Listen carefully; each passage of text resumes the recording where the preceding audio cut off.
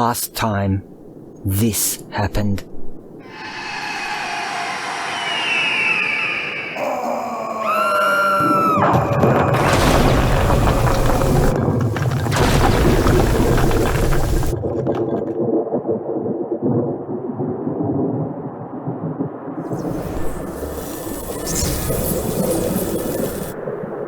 Now we continue.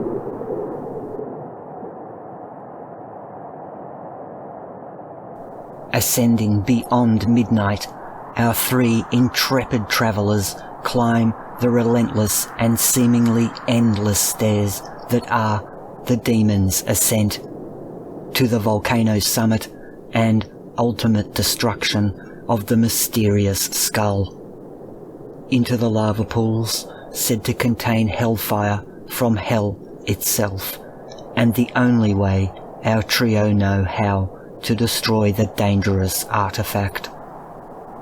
Tired, hungry, and freezing wet, our travellers begin to wonder how they ever got involved in all this in the first place, and if they did in fact take the correct path back at the Sphinx Puzzle Challenge, or did they in fact take the wrong path?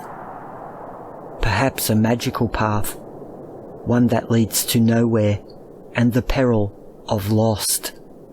After all, this mountain is said to be cursed. Exhausted to the point of one more step be my last, our three amazing travellers stand on the final step of the demon's stairs. They catch their breath from the arduous climb as they look into the fiery crater, and as they do, they feel they are looking into hell itself, and that a demon just could be here, as the legend foretells. Cautiously and warily, they walk down a small cascade of stairs into the crater to the lava pools. The smell of sulphur fills the air. Hugh is about to throw in the old sack containing the metal chest and skull when none shall pass. A booming voice startles the three from behind, and, drawing weapons, they turn to see a large shadow being stand before them. The being is 2 to 3 times their size and carries a large war mace. Is the legend true? Is this the demon that will erupt the volcano and set the Vale on fire? Our trio wait for something to happen, but the shadow does not attack. He begins to speak, telling the account of himself, who he is, and why. He tells the story of how he was the greatest warrior that ever lived, and that it was so long ago no one remembers him, and even he cannot remember his own name. Through countless battles of ages now long forgotten, there were none that could best him anywhere. And hearing of the demon on the mountain, he could not resist. And he did defeat the demon here in an epic battle upon the mountain. But it came at a terrible cost.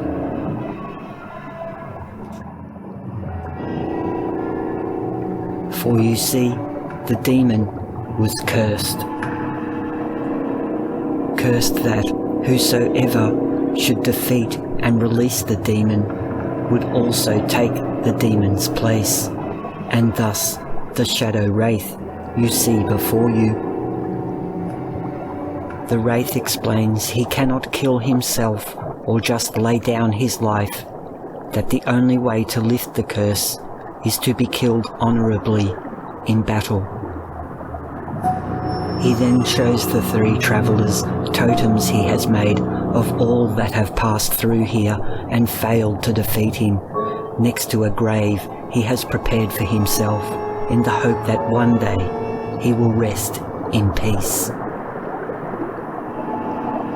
He apologises to the three before him, saying that he only hopes they are the ones to lift his wretched curse, and that any chance that comes he cannot afford to let pass by. And with that, the Shadow Warrior attacks, swinging his giant mace, breaking through our trio's defences in one giant swipe, shattering their weapons, rendering them useless, and leaving them unconscious and helpless.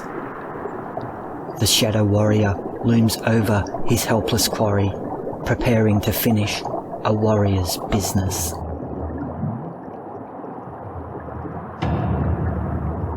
But Hugh dropped the sack on the pool's edge when the wraith startled them.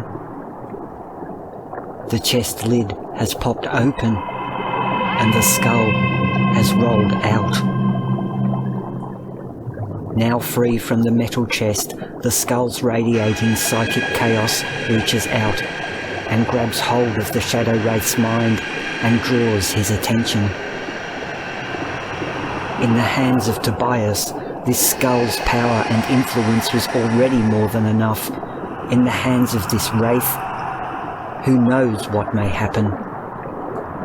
This could be disastrous. Lucky to escape certain death, our trio come to and help each other up. Quickly aware to the situation at hand, they wonder what to do. Their weapons are broken. They cannot possibly defeat this wraith. Hugh then gets a desperate idea and unclips his throwing axe from his belt. Worf catches on fast, quick to follow Hugh's lead with a dagger from his boot.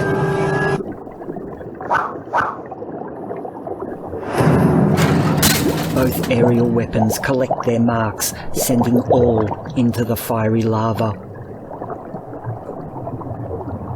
The skull screams, and the volcano begins to erupt violence.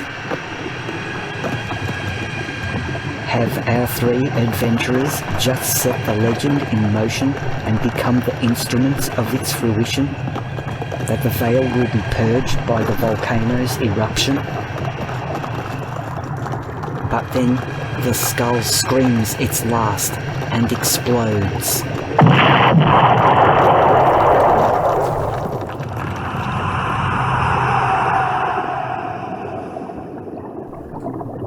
The arcane hellfire of the volcano consuming the artifact and the mysterious skull is finally no more. But this just turns the Wraith's attention back on our three heroes, now that the skull spell has gone. The Wraith blocks the way out, and with only meagre defences left, it looks hopeless for our trio. Elle looks at her broken staff, now a wand. The crystal is still intact.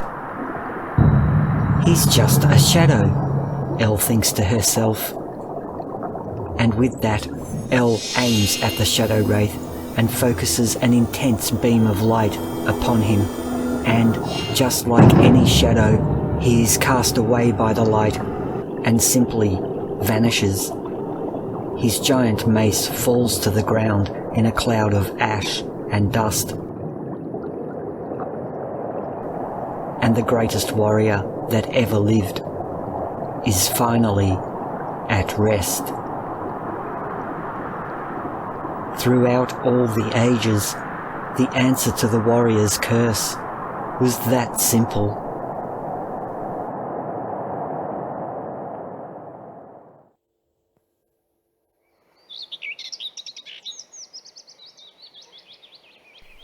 Dawn begins to break, and our three adventurers sit at the edge of the crater and watch the sunrise over Season Vale, before the long descent to where hopefully Travis is still waiting.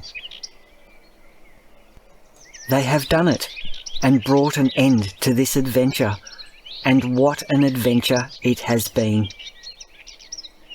Autumn Falls will never know that our trio saved them from the mysterious skull and Tobias's plot to take over the town with his undead army. And Season Vale will never know that they rid them of the demon legend atop the volcano. I guess you could call them heroes. And the moral to this story? Well, there really isn't one. But it was a rather good adventure, don't you think? I wonder how many more adventures Hugh, Elle and Worf will have together.